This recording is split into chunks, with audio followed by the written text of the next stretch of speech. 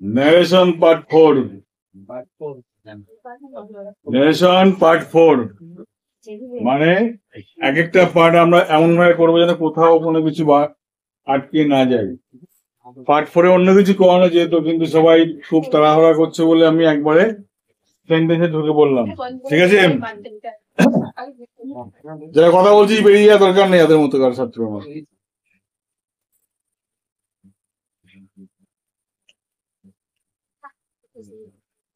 assertive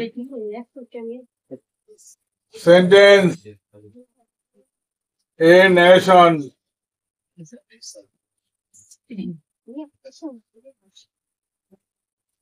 assertive sentence narration আগে যা যা জানো, অনেকে করা আছে, যাদের করা আছে যারা জানো এটা দেখে নাও, ভেরিফাই করে নাও। আর যারা জানো না, নিউ লার্নার, তারা নতুন করে শুরু করো। যদি আমরা অ্যাসার্টিভ সেন্টেন্সকে দুই ভাগে ভাগ করি, বইতে কি আছে সেদিকে আমরা গেলাম না, আমরা নিজেদের সুবিধার্থে ভাগ করে নিলাম। বাবু এদিকে নিজেদের সুবিধার্থে কয়ভাবে ভাগ করবো? নিজেদের সুবিধার্থে বাক্যটাকে দুভাবে ভাগ করে নেবো আমরা। কয় ভাগে? দুই ভাগে। আর যদি বলে অ্যাসার্টিভ সেন্টেন্স নিজে কয় রকম? নিজে দুই রকম, একটা হলো অ্যাফার্মেটিভ, একটা হলো নেগেটিভ। ওদিকে আমরা যাচ্ছি না, আমরা কি করবো? সুবিধার্থে, ন্যারেশন করার সুবিধার্থে ভাগ করে দুই রকম। একটা লিখবো সে, সেজ, সেড যুক্ত বাক্য। আর এটা লিখবো আমরা, এটা 1 নম্বর দেবো, আর 2 নম্বর দেবো, এটা হলো সেটু,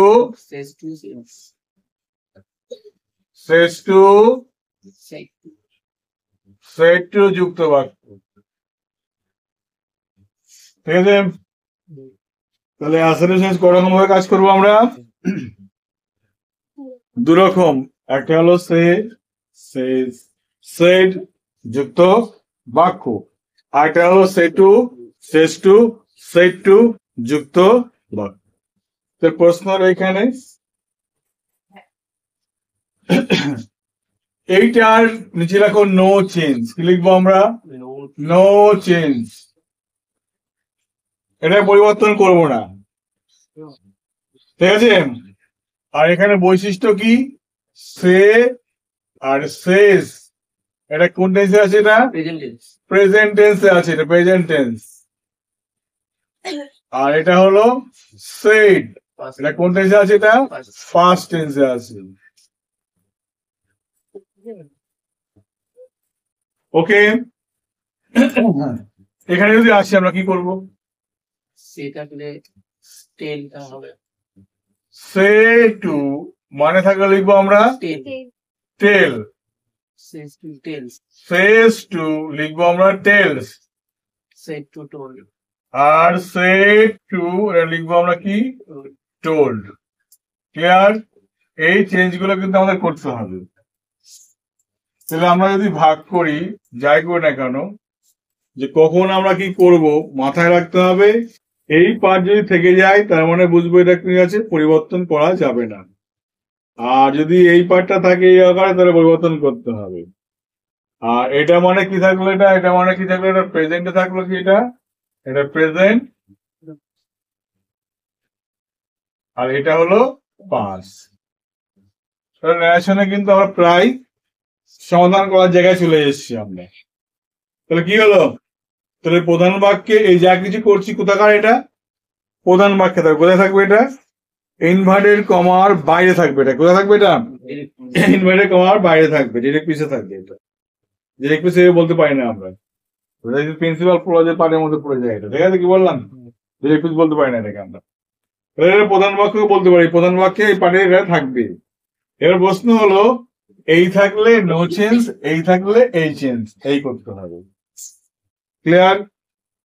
আচ্ছা, দ্বিতীয় বৈশিষ্ট্য মানে কি লিখতে হবে? দেখো, এটা যদি বৈশিষ্ট্য নম্বর 1 হয়, এটা যদি 1 হয়, 2 নম্বরে কি রাখবো? এটা 2 নম্বরে, অর্থাৎ জয়েনিং করবো কি দিয়ে? জয়েনিং করব, জয়েনিং করতে হবে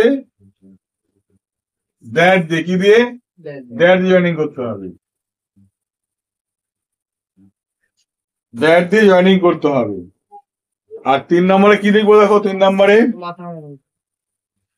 নম্বরে করবো যেটা, দ্যাট এর পরে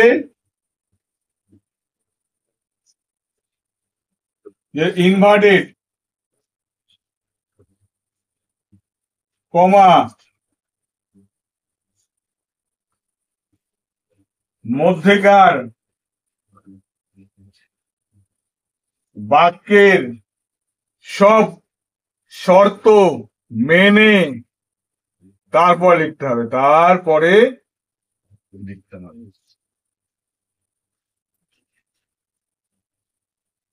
খুব চাপের কাজ, খুব সহজ কাজ। তাহলে 1 নম্বরে প্রধান বাক্য যে থাকবে এই কাজগুলো করে নেব। তারপর 2 নম্বরে কি করবো আমরা? 2 বাক্য জয়েনিং করবো কি দিয়ে? দ্যাট দিয়ে জয়েনিং করবো। জয়েন করতে হবে কি দিয়ে? দ্যাট দিয়ে। কি দিয়ে করতে হবে জয়েনিং? দ্যাট দিয়ে জয়েনিং করতে হবে। আচ্ছা, দ্যাট এর পরে ইনভার্টেড কমার মধ্যেকার বাক্যটি লিখবো, আর শর্ত অনুযায়ী যা যা শর্ত আছে সব মানবো। কি কি শর্ত থাকতে পারে? টেন্সের পরিবর্তন, প্রোনাউনের পরিবর্তন, অ্যাডভার্বের পরিবর্তন, হ্যাঁ, সমস্ত পরিবর্তনগুলো আমরা করবো কিন্তু এই শর্ত অনুযায়ী। ঠিক আছে, বলতে পারলাম? এবার আমাদের গঠনটা করে নেবো, তাহলে খুব সহজ হয়ে গেল।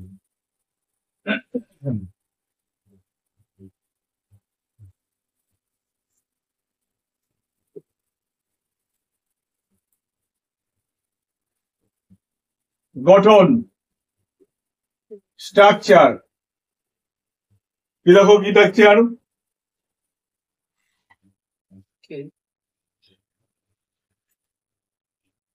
প্রধান বাক্য হলো, পরে হবে দ্যাট, তারপরে ইনভার্টেড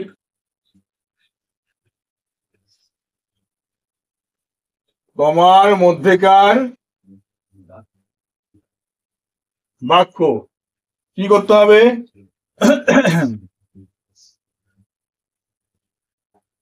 শর্ত অনুসারে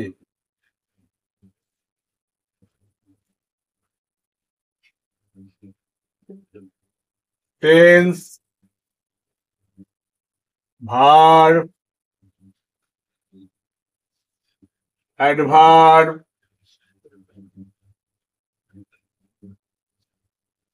প্রোনাউন, ফ্রেজ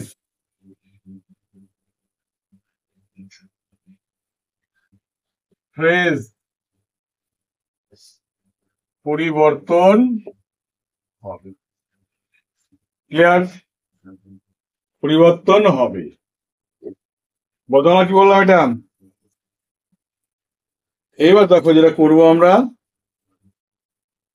নিচের বারগুলো নিঃসন্দেহে লেখা হয়েছে, মুছে দিই।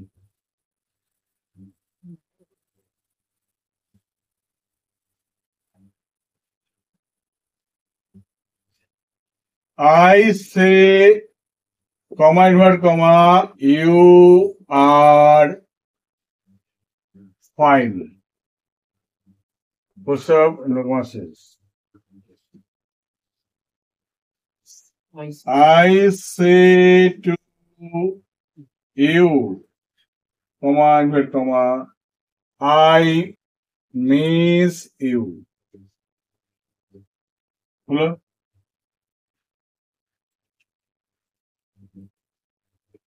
He said to me, comma, invert comma,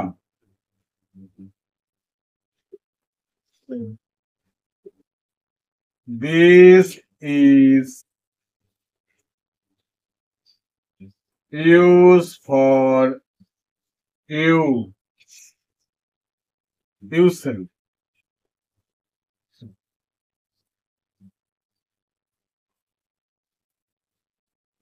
Deva said,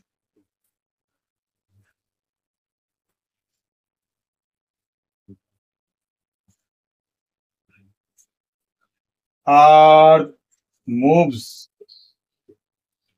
round the sun. প্রশ্ন এখানে দেখো,